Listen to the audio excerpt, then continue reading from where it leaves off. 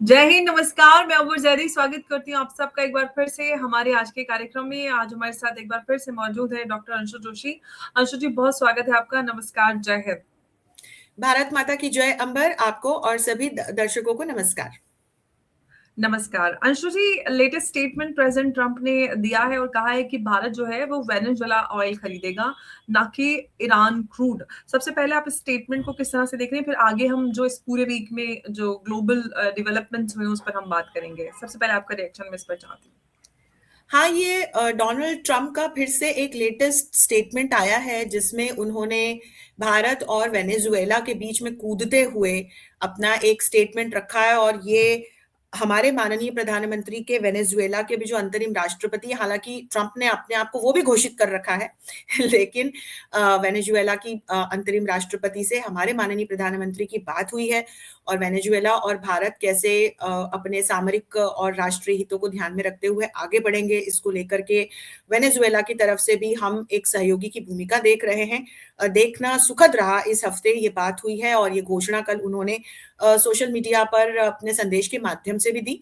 तो आज ट्रंप का भी ये स्टेटमेंट आया है और ट्रंप का जो ये बड़बोलापन है, भारत किससे तेल खरीदेगा, किससे नहीं खरीदेगा, भारत अपने हितों को ध्यान में रखते हुए कैसे क्या किसके साथ आगे बढ़ेगा, ये सब स्टेटमेंट्स देने का काम अंबर ट्रंप का नहीं है। और भारत के परिप्रेक्ष्य में ही नहीं, दूसरे देशों के संगठनों के परिप्रेक्ष्य में ट्रंप लगातार अपने बड़बोलेपन का परिचय दे रहे हैं और ये बड़बोलापन ही उनको लेकर के डूब रहा है। वो जो भी स्टेटमेंट दें, वे भारत के राष्ट्रपति नहीं, वे भारत के प्रधानमंत्री नहीं, वे भारत की सरकार नहीं। और भारतीय सरकार ने बीते कुछ महीनों में ये बहुत अच्छे से बता दिया है कि आप टैरिफ लगाएं, आप हमारे ऊपर प्यूनिटिव मेजर्स लें, आप लगातार भारत को लेकर नकारात्मक टिप्पणियां करें। भारत अपने स्ट्रेटेजिक साइलेंस की शक्ति से लगातार अपने आप को मजबूत कर रहा है, अपनी आर्थिक और सामरिक सुरक्षा को भारत सुरक्षित रखे हुए है। और वैश्विक पटल पर इस हफ्ते जो कुछ भी हुआ उससे स्पष्ट नजर आता है कि भारत एक विश्व शक्ति के रूप में लगातार आगे बढ़ रहा है। ये एक ऐसी शक्ति है जो किसी को दबाती नहीं, किसी पर आक्रमण नहीं करती, किसी के लिए उल्टे सीधे स्टेटमेंट्स नहीं देती, बल्कि सहयोगी की भूमिका में आगे बढ़ती है। और यही कारण है कि Europe, Latin America, Africa, Asia के तमाम देश आज भारत के साथ हाथ मिलाने के लिए उत्सुक हैं। अंबर,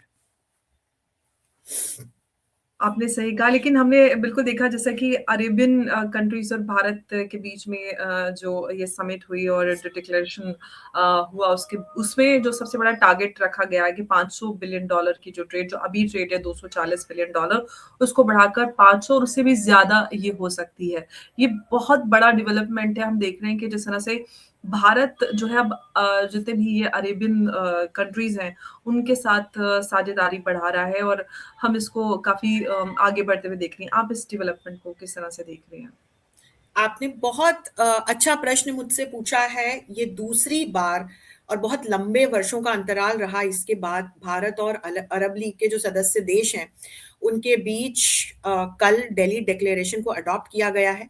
दूसरी भारत अरब फॉरेन मिनिस्टर्स मीटिंग हुई थी, नई दिल्ली में ही हुई, और इसको को चेयर किया भारत और यूएई ने। और यूएई के साथ हम एक कॉम्प्रहेंसिव इकोनॉमिक पार्टनरशिप को लेकर पहले ही अग्रीमेंट कर चुके हैं। तो अपने स्ट्रेटेजिक और अपने इकोनॉमिक लक्ष्यों को ध्यान में रखते हुए लीग ऑफ अरब स्टेट्स जो है जिसके 22 सदस्य हैं अंबर, 1945 में इसकी स्थापना हुई थी। और मैं यदि सदस्य देशों को गिनाऊं तो Algeria, Bahrain, Djibouti, Egypt, Iraq, Jordan, Kuwait, Lebanon, Libya, Morocco, Oman, Palestine, सूची लंबी है। 22 सदस्य देश हैं, सऊदी अरब भी है इसमें, Sudan, Syria, UAE, Yemen, Tunisia, ये तमाम देश हैं। और इनके साथ ये बहुत बड़ा डिक्लेरेशन हमारा आया है। पिछले हफ्ते हमने यूरोपियन यूनियन के साथ ऐतिहासिक mother of all deal sign की, जिसमें हमने एक एफटीए और डिफेंस फ्रेमवर्क साइन किया, जिसमें कि अगले 3 से 5 वर्षों में हमने वर्तमान ईयू के देशों के साथ जो 180 बिलियन यूएसडी का हमारा व्यापार है उसको हमने 360 बिलियन करने का लक्ष्य रखा है। उसी तरह अरब लीग के इन देशों के साथ हमने 500 बिलियन यूएसडी का ट्रेड पहुंचाने का लक्ष्य रखा है अगले कुछ वर्षों में। और यदि हम इसके की हाइलाइट्स देखें तो ये बहुत महत्वपूर्ण है। इसमें दो सबसे बड़े बिंदु हमारे सामने आते हैं, एक तो ये सतत व्यापारिक विकास, और दूसरा आतंकवाद पे शून्य टॉलरेंस। ये एक बहुत महत्वपूर्ण बिंदु है। तो ये तमाम जो अरब लीग के सदस्य देश हैं, इन्होंने भारत ने जो ये आतंकवाद के खिलाफ लड़ाई पूरे वैश्विक स्तर पर छेड़ रखी है, इसमें अपने हर प्रकार के सहयोग की बात की है। अच्छा, फिर जो वेस्ट एशिया में हम देखते हैं कि जिस तरह से संघर्ष थमने का नाम नहीं ले रहा है, तो वहां पर भी दोनों ही तरफ से टू स्टेट सोल्यूशन जो भारत ने ही प्रपोज कर रखा है, तो भारत लगातार इस बात को कहता है कि इजराइल के साथ जो हमास कर रहा है वो बिल्कुल गलत है। आतंकवादी किसी भी गतिविधि को भारत समर्थन नहीं देता, किसी आतंकवादी संगठन को भारत समर्थन नहीं देता। लेकिन दूसरी ओर भारत ये भी कहता है कि पैलेस्टीन को मान्यता मिलनी चाहिए। तो ये जो टू स्टेट सोल्यूशन है, ताकि इस क्षेत्र में इन दोनों ही राष्ट्रों की संप्रभुता, उनकी इंडिपेंडेंस, उनकी स्ट्रेटेजिक ऑटोनॉमी बनी रहे, तो इसको लेकर के ये भारत ने समाधान दिया हुआ है, और इसी को अरब लीग के देश भी मान रहे हैं। फिर भारत और अरब लीग के देशों ने इस डिक्लेरेशन में जीरो टॉलरेंस टूवर्ड्स टेररिज्म की बात की है, और काउंटर टेररिज्म मैकेनिज्म्स को आगे बढ़ाने की बात की है। और कल जो बैठक हुई है उसमें पहलगाम पर जो ये बहुत ही दुर्दांत आतंकवादी हमला किया गया, इसकी भी भर्त्सना तमाम सदस्य देशों ने की। और इसके साथ साथ ग्लोबल रिफॉर्म्स का जो भारत का लक्ष्य है, उसमें भी दोनों ही तरफ से इस बात को रखा गया कि तत्काल, विशेषकर यूनाइटेड नेशन सिक्योरिटी काउंसिल जो है, उसकी एक ओवरहॉलिंग होनी चाहिए, उसको रिवाइव किया जाना चाहिए, और उसमें भारत जैसे देशों को परमानेंट मेंबर के रूप में भूमिका दी जानी चाहिए, क्योंकि वर्तमान जो अभी इसका पूरा फ्रेमवर्क है, ये बदली हुई वैश्विक राजनीतिक परिस्थितियों को रिफ्लेक्ट कर पाने में अक्षम है। ये तमाम सामरिक बिंदु हैं। अब यदि हम इकोनॉमिक लक्ष्यों की ओर जाएं, स्ट्रेटेजिक कोऑपरेशन की ओर जाएं, तो अपना बायलैटरल ट्रेड अरब स्टेट्स और भारत मिलकर के 2030 तक, यानी कि अगले 4 वर्षों में 500 बिलियन यूएसडी करने की बात कर रहे हैं। ये बहुत बड़ी बात है और ये बहुत महत्वपूर्ण लक्ष्य है। जिस तरह से ट्रंप ने अपने बड़बोलेपन से और हम पर टैरिफ लगाकर हमारे साथ रिश्ते खराब किए, भारत तब से लगातार अपनी आउटरीच को बढ़ाए हुए है। तमाम लाइक माइंडेड नेशंस के साथ हम एफटीए साइन कर रहे हैं, पीटीए साइन कर रहे हैं, और इस प्रकार के जो डिक्लेरेशंस हैं, अग्रीमेंट्स हैं, उस पर हम काम करना शुरू कर चुके हैं। तो अरब के जो देश हैं, सशक्त देश हैं, उनके साथ में हमारा जो ट्रेड का लक्ष्य है 2030 तक का, वो 500 बिलियन यूएसडी रखा गया है। और ग्रीन हाइड्रोजन के क्षेत्र में, एआई के क्षेत्र में, स्पेस कोलैबोरेशन के क्षेत्र में, डिजिटल गवर्नेंस के क्षेत्र में आगे बढ़ने की बात दोनों ही साइड्स ने की है। और इसके अलावा 2026 से 2028 तक एक एग्जीक्यूटिव प्रोग्राम को चलाने की बात की है, ताकि सेक्टर स्पेसिफिक एक रोड मैप पर हम काम कर सकें और कोऑपरेशन को आगे ले जा सके। एक बड़ी चुनौती है इस क्षेत्र में, और वो है जो ये तमाम प्रॉक्सीज हैं, चाहे हमास हो, हूती हो, हिजबुल्लाह हो, ये तमाम जो मिलिशिया हैं, ये वहां की जो भू सुरक्षा है उसके साथ साथ समुद्री सुरक्षा को भी प्रभावित करते हैं, और विशेषकर जो समुद्री व्यापार है उसको इनकी वजह से बहुत खतरा होता है। हम लाल सागर में देखते हैं लगातार किस तरह की स्थितियां हूतीज की वजह से बनी रहती हैं। तो इस पर भी दोनों साइड्स ने बात की है कि टेक्नोलॉजी के माध्यम से, नॉर्म्स के माध्यम से, आपसी सहयोग के माध्यम से, चाहे बबल मंदाब स्ट्रेट हो या हम लाल सागर की ओर देखें, एक साझा रिस्पॉन्सिबिलिटी के साथ में यहाँ सुरक्षा बनी रहे, और ये जो तमाम प्रॉक्सीज हैं इनको कैसे कंटेन किया जाए, इसको भी लेकर के बात की गई है। ये बहुत बड़ी बात है अंबर, ये बहुत बड़ा बिंदु है। तो चाहे आप पश्चिमी एशिया की रीजनल स्टेबिलिटी की बात करें, आप द्विपक्षीय व्यापार को, सामरिक सहयोग को, सुरक्षा सहयोग को आगे ले जाने की बात करें, आप डेमोक्रेटिक वैल्यूज को बनाए रखने की बात करें, किसी भी प्रकार के एक्सटर्नल इंटरफेरेंसेस जो हम विशेषकर अमेरिका के परिप्रेक्ष्य से देख रहे हैं उसकी बात करें, ये डिक्लेरेशन आया है। और ये डिक्लेरेशन जो है ये एक बहुत बड़ा बदलाव वैश्विक राजनीति के पटल पर परिलक्षित करता है। अंबर, आपने पिछला जो सवाल पूछा था उसको इस सवाल से जोड़कर मैं कुछ बिंदु जोड़ना चाहती हूँ। देखिए, इस हफ्ते कितनी बड़ी बड़ी घोषणाएं हमने देखी। ईयू के साथ एक एफटीए और डिफेंस फ्रेमवर्क हम लेकर के आए, जिसको मदर ऑफ ऑल डील्स कहा जा रहा है। माइक कार्ने ने कहा कि मैं भारत आना चाहता चाहता हूं वे जल्द से जल्द भारत आने की योजना बना रहे हैं। तो देखिए कनाडा और भारत के संबंध भी हमको रिवाइव होते हुए दिखाई पड़ रहे हैं। वहीं मैक्रों कह रहे हैं कि मेरे प्रिय मित्र प्रधानमंत्री मोदी 2024 की सुखद यादें मुझे बार बार जो है याद आ रही है, मैं जल्द से जल्द भारत आना चाहता हूं। वहीं आप देखिए कि गल्फ काउंसिल के साथ हमारा जो फ्री ट्रेड अग्रीमेंट है उसको एक नई रफ्तार मिली हुई है, हम कभी भी वहां से भी गुड न्यूज सुन सकते हैं। और हम देखें कि यूरोप की दृष्टि से देखें, हम इन तमाम ब्राजील की तरफ से भी कुछ बहुत अच्छी गुड न्यूज हमें बायलैटरली मिलते हुए अगले कुछ दिनों में सुनाई पड़ सकती है अंबर। तो पिछले कुछ दिनों में महीनों में हुआ ये है कि अमेरिका की छवि ट्रंप ने एक विलेन के रूप में स्थापित कर दी है, जो दूसरे देशों पर अटैक करता है, दूसरे देशों को डराता है, दूसरे देशों की संप्रभुता को प्रभावित करता है और मनमाने स्टेटमेंट्स देते हैं ट्रंप। भारत ने क्या किया इस पूरे दौरान, भगवत गीता के और कौटिल्य के प्रिंसिपल्स को ध्यान में रखते हुए हमने स्ट्रेटेजिक साइलेंस, एक स्ट्रेटेजिक चुप्पी बनाए रखी। हम कूटनीति में पढ़ाते हैं और हमने उल्टे सीधे स्टेटमेंट्स, बयानबाजी में फंसने की बजाय अपनी सारी एक्शंस पे ध्यान दिया। तो आज उनके हमको परिणाम आते हुए दिखाई पड़ रहे हैं। यूरोप अमेरिका से डिविएट कर चुका है, यूरोप को अब अमेरिका पर भरोसा नहीं। चीन की वैसे ही छवि वैश्विक स्तर पर खराब है, तो चाहे कनाडा हो, चाहे वेनेजुएला जैसे देश हो लैटिन अमेरिका के, चाहे यूरोप हो, एशिया के दूसरे देश हो, अब वे भारत को एक विश्व शक्ति के रूप में मान्यता दे रहे हैं। तभी आप देखिए इजराइल से नेतन्याहू का कितना बड़ा स्टेटमेंट इस हफ्ते आया है कि इजराइल अमेरिका से अपनी डिपेंडेंसी समाप्त करना चाहता है और भारत के साथ सहयोग के नए क्षेत्रों में काम करना चाहता है। ये बहुत बड़ा स्टेटमेंट है, क्योंकि हम सभी जानते हैं कि पश्चिमी एशिया में जब हम जाते हैं तो वहां पर इजराइल को अमेरिका का 51st स्टेट करके संबोधित किया जाता है।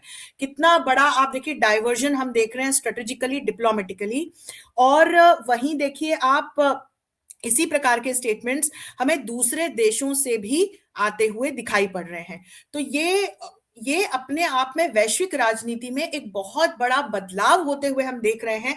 और इसके जो रिफ्लेक्शंस हैं आपको देखिएगा बहुत जल्दी जल्दी कुछ सुखद परिणामों और खबरों के रूप में आगे आते हुए दिखाई पड़ेंगे। बिल्कुल। लेकिन हम जिस तरह से सारे डेवलपमेंट्स देख रहे हैं सबके बीच में, अगर हम जो अरब लीग और भारत के बीच में ये साझेदारी है, डिफेंस भी है और एक तरफ ट्रेड, क्या जो रीजनल कॉन्फ्लिक्ट्स हैं उस सब के बीच में भारत डिफेंस और ट्रेड दोनों को बैलेंस कर पाएगा? निश्चित तौर पर, क्योंकि आप देखिए यहाँ पर आप व्यापार का क्षेत्र देखें या आप सुरक्षा का क्षेत्र देखें, तो यहाँ पर दोनों ही जो साइड्स हैं उनकी अभी जो आप यदि उनके ऑब्जेक्टिव्स को देखें, उनके कमिटमेंट्स को देखें और इंटरेस्ट्स को देखें, तो आपको एक सिमिलैरिटी नजर आती है। तो अरब लीग भी वही बात कर रहा है जो भारत कह रहा है कि वैश्विक स्तर पर ग्लोबल जो इंस्टीट्यूशंस हैं इनका रिफॉर्म किया जाए, क्योंकि स्ट्रेटेजिकली ये कुछ भी कर पाने में असमर्थ है। आप सुरक्षा के क्षेत्र में जाएं तो दोनों ही तरफ से हमको ये लाइक माइंडेडनेस दिखाई पड़ रही है कि अपने अपने स्ट्रेटेजिक लक्ष्यों को और स्ट्रेटेजिक ऑटोनॉमी को बनाए रखने के लिए ये बहुत आवश्यक है कि हम सुरक्षा के क्षेत्र में किन नए आयामों को छू सकते हैं, किस तरह से साथ में काम कर सकते हैं, इसमें हम आगे आए। और चाहे फिर अलग अलग डिफेंस डायलॉग की बात हो या जॉइंट एक्सरसाइजेस की बात हो, पीस समिट्स की बात हो, इसको लेकर के दोनों ही साइड्स में बात की है। तो आप देखिए कि अरब लीग की तरफ से अब हूती अटैक्स को लेकर के बात की जा रही है, तो ये भारत के लिए भी एक महत्वपूर्ण कंसर्न रहा है। तो यहाँ पर फिर आपको जो है ना दोनों तरफ से एक लाइक माइंडेडनेस दिखाई पड़ती है।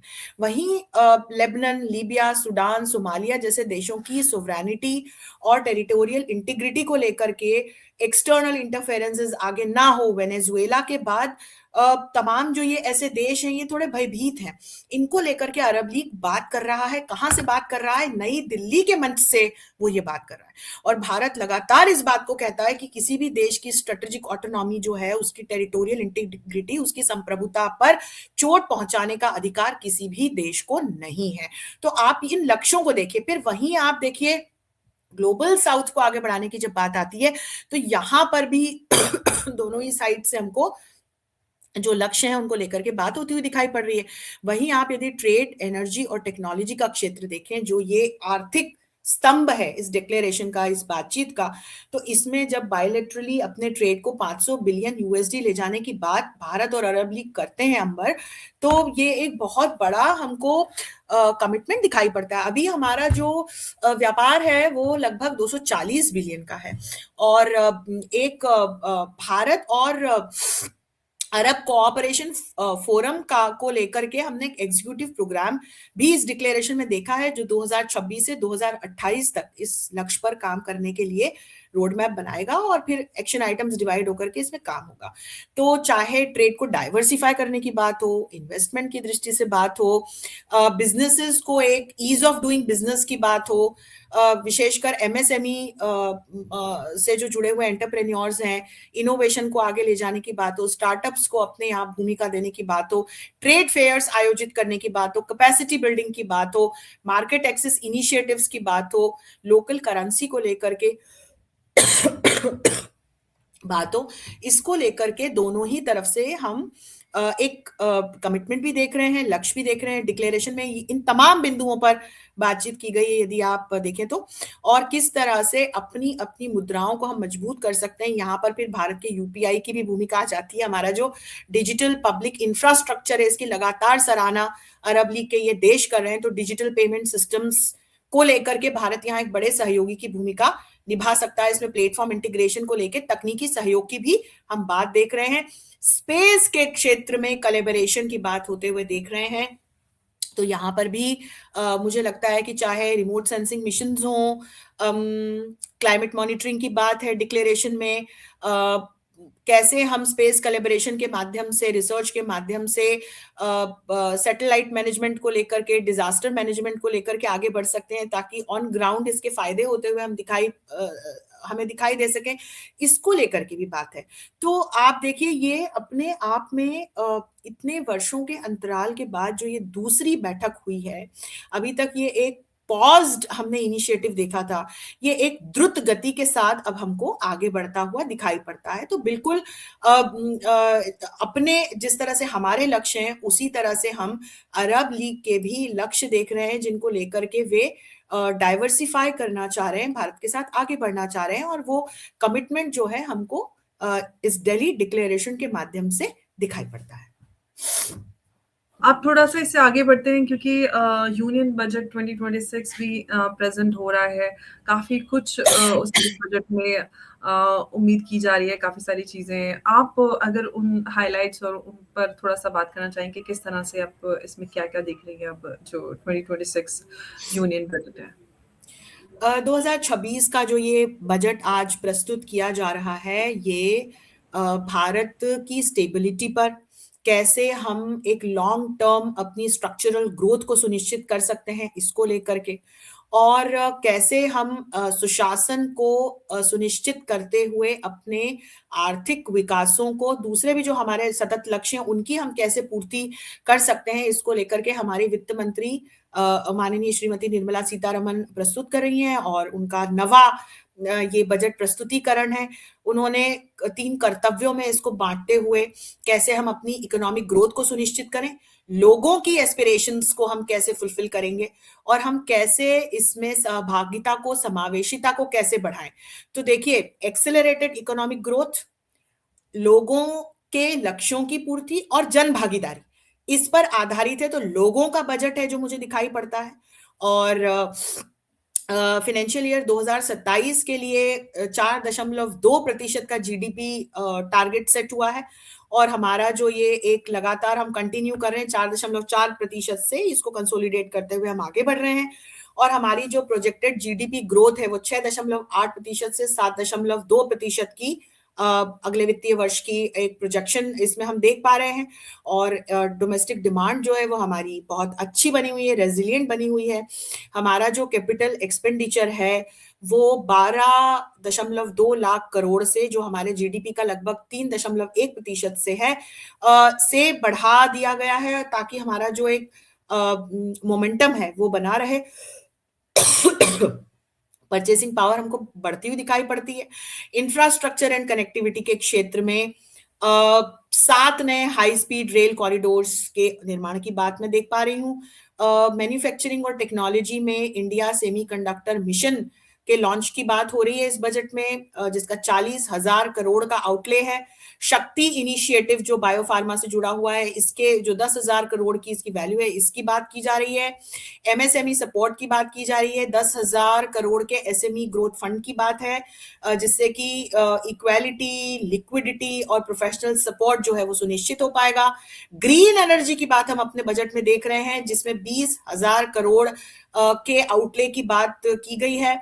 एजुकेशन और एम्प्लॉयमेंट के क्षेत्र में जब हम जाते हैं तो इसमें 10,000 मेडिकल सीट्स बढ़ाने की इस बार के बजट में बात है। आपको पता होगा कि मेडिकल सीट्स अगले 5 वर्षों में 75,000 सीट्स हम इसमें जोड़ दें, इस प्रकार की लक्ष्य को लेकर के हर साल नई मेडिकल सीट्स जुड़ती जा रही हैं। तो ये भी एक बहुत पॉजिटिव पॉइंट हम देख पा रहे हैं। और एफडीआई को बढ़ाने की बात की गई है, तो इसको लेकर के भी कुछ टेक्निकल पॉइंट्स जो हैं मैं देख पा रही हूं। तो ऑल इन ऑल हम कह सकते हैं कि जो बजट आ रहा है वो ऑल इंक्लूसिव है, ग्रोथ सेंट्रिक है, स्टेबिलिटी मेंटेन रखते हुए हम आगे लॉन्ग टर्म ग्रोथ को कैसे सुनिश्चित करें, इसकी बात इस बजट में हम देख पा रहे हैं। काफी कुछ उम्मीदें लोगों को इस बजट से हैं, और हम बजट की बात करें या फिर जो हम पूरे इस हफ्ते में डेवलपमेंट्स देखें उनकी बात करें, कुल मिलाकर ये तो समझ में आता है कि भारत जो है वो आगे बढ़ रहा है बहुत तेजी से।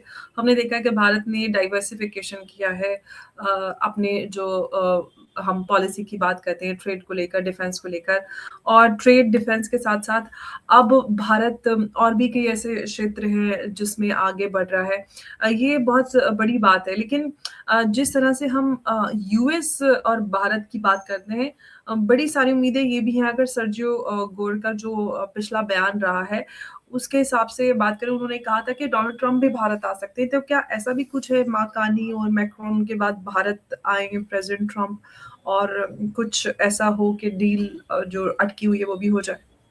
मैं आपको आज एक बहुत बड़ी बात आपके शो पे बताऊं अंबर, मुझे जी। ये लग रहा है कि अगले कुछ महीनों में ट्रंप हो सकता है कि अपनी करनी का ठीकरा जेडी हाँ। वैंस और नवारो के सर पर फोड़े और उनका ऐसा कुछ स्टेटमेंट आए। आप मेरी इस बात को आप रखिएगा अपने पास जी। कि भाई मुझे मेरे सलाहकारों ने लगातार गलत सलाह दी, जिसकी वजह से मैंने भारत के लिए इस प्रकार के बयान दिए या इस तरह के एक्शंस लिए।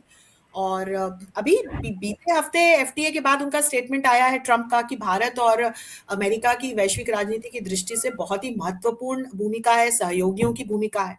तो अब कहते हैं फिर पलटते हैं, फिर कुछ नई बात कहते हैं। और इसी बीच आप देखिए जैसे ऑपरेशन सिंदूर को लेकर के या भारत पाकिस्तान को लेकर के उन्होंने लगातार उल्टे सीधे बयान दिए थे, वैसे ही रशिया यूक्रेन को लेकर के तमाम जो प्रयास किए थे। अब देखिए भारत ने तब उस समय कहा था, हमारे प्रधानमंत्री लगातार कह रहे थे कि जब तक जेलेंस्की और पुतिन साथ में नहीं बैठेंगे, जब तक दोनों तरफ से ऑफिशियली डिप्लोमेटिक डायलॉग शुरू नहीं होगा, युद्ध का अंत कैसे होगा, और युद्ध का अंत करो। तो इस हफ्ते ये भी बहुत महत्वपूर्ण स्टेटमेंट आया है जिसमें ट्रंप को अच्छी मैं कहूं करारा जवाब जो है पुतिन ने दिया है। पुतिन ने जेलेंस्की को उनकी सुरक्षा की गारंटी देते हुए रशिया बुलाया है। उन्होंने कहा है कि भैया तुम रशिया आओ, बैठो, हम टेबल पर बैठ के बातचीत करते हैं, युद्ध का अंत करते हैं, और आपकी सुरक्षा की जिम्मेदारी मैं लेता हूं। ये बहुत बड़ा स्टेटमेंट है अंबर। तो ट्रंप यदि समझते होंगे तो वो समझ रहे हैं कि उन्होंने अपने सबसे बड़े सहयोगी यूरोप को अपने से शिफ्ट कर लिया है। डावोस में उन्होंने जिस तरह के स्टेटमेंट्स दिए, उसके बाद ही उर्सुला वॉन ने भारत के साथ हो रही एफटीए को मदर ऑफ ऑल डील्स का, हम इस बात को समझे, क्योंकि उन्होंने ये डिप्लोमेटिक संदेश दिया कि भैया तुम नहीं तो और सही, और वो और भारत है, क्योंकि भारत पर हम विश्वास कर सकते हैं। तो यूरोप ने अमेरिका से शिफ्ट ले लिया है, चाइना की तरफ वो जा नहीं रहा है। आप देखो कनाडा ने शिफ्ट ले लिया है अमेरिका की तरफ से। ग्रीनलैंड की हालत देख ही लिए, अमेरिका के झंडे पर अपने आप को देख करके तब से कार्नी जो है वो चिंतित हैं, तो वो भी अब भारत की तरफ देख रहे हैं। आप देखो कि तमाम जो ये वेनेजुएला जैसे देश हैं या पश्चिम एशिया के भी देश हैं, इजराइल की तरफ से कितने महत्वपूर्ण स्टेटमेंट्स आ रहे हैं। ब्रिक्स को हम होस्ट कर ही रहे हैं, क्वाड को हम होस्ट कर रहे हैं। तो मुझे पूरी उम्मीद है कि अगले कुछ दिनों में हम ट्रंप को भी स्टेटमेंट से उलटते पलटते देखेंगे, और बिल्कुल इस बात की संभावना को हम नहीं नकार सकते कि ट्रंप भारत आ सकते हैं, और आने के पहले हो सकता है अपने सहयोगियों पर वो ठीकरा भी फोड़ें, और फिर भारत की तरफ जो है हाथ बढ़ाते हुए। लेकिन भारत संभल गया है, हम सीख चुके हैं बहुत अच्छे से कि अमेरिका पर हम अंधा विश्वास नहीं कर सकते। तो भारत और अमेरिका के बीच की जो डील है, ये भी मुझे लगता है फाइनलाइज होगी। पीयूष गोयल जी लगातार इस बात के हमको संदेश दे रहे हैं, और इस बात को समझें कि जिस चीज को लेकर ट्रंप खफा थे कि भाई हम अपना डेयरी और अपना एग्रीकल्चर का सेक्टर खोलें, तो अंबर वो सेक्टर तो हमने किसी के लिए नहीं खोला है। हमने यूएई के लिए नहीं खोला, हमने यूके के लिए नहीं खोला, हमने ऑस्ट्रेलिया के लिए नहीं खोला, न्यूजीलैंड के लिए नहीं खोला, हमने ईयू के लिए नहीं खोला, तो हम अमेरिका के लिए कैसे उसको ओपन कर देंगे? तो मुझे लगता है ट्रंप भी इस बात को समझेंगे, और अपने इंटरेस्ट्स को सुरक्षित रखने के लिए भारत के पास उनको आना ही पड़ेगा। बिल्कुल। और जो बीते हफ्ते टेड क्रूज का ऑडियो वायरल हुआ था, उसमें उन्होंने वही नाम लिए थे जिन नामों की चर्चा आपने की कि उनकी वजह से भारत के साथ डील रुकी हुई है, वो रोके हुए हैं। तो अब देखते ये कि क्या जो टेड क्रूज का ऑडियो लीक हुआ वो एक्सीडेंटल था या स्ट्रेटेजिक था, और क्या आने वाले समय के लिए इस तरह की ग्राउंड्स बनाई जा रही हैं कि ये सब करके आगे भारत के साथ डील को फाइनलाइज किया जाए और वापस रीसेट स्टार्ट करने की जो कोशिश है वो की जाए। अंशु जी, बहुत आपका धन्यवाद हमारे साथ इस चर्चा में जुड़ने के लिए। नमस्कार, जय हिंद, जय भारत। बहुत बहुत धन्यवाद अंबर, आपको और दर्शकों को। भारत माता की जय। भारत माता की जय।